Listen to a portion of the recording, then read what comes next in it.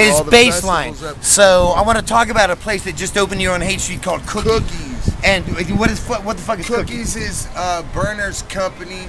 He developed the Girl Scout cookies strain, which is the pretty much most popular, most famous, most expensive strain of marijuana on the market right now because it has the highest. So this is dispensary. No, this is a fucking an outlet store for his clothing line. Okay, so in other words, there's no marijuana sold As here. far as I know. Okay, well, But there's that might be- I can that sell you might marijuana not- now. I can- so right? there's Can I pumps in have front. some? So the point is this. So I want you to pan over. I want you to see these guys here. Take a look at this here, right here. And so how many tents were here last night waiting for this to open? About 12 tents. Like, And if we had 12 tents out here on any other night, we'd get arrested and taken to jail for having a tent on the sidewalk. But all of a sudden now you can camp out here because you're waiting for a store to open.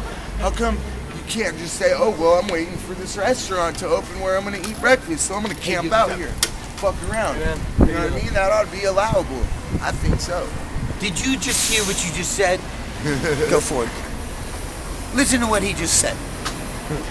Now, if you are waiting for some company that represents, anything that can get anyone to come in and buy something, then just like a Michael Jackson album or a new iPhone Or a new movie. or anything, you name it, then you can just camp out, put up a tent, you can bring up a motor home. And that's popular. CNN likes it. You're doing something cool. You're about to get trampled in a mall on the biggest day of shopping. Now, there are armed guards, take a shot at this, in front of this store as I walk by. Okay? Now, the people that were here that were essentially camping all night long were protected by armed guards.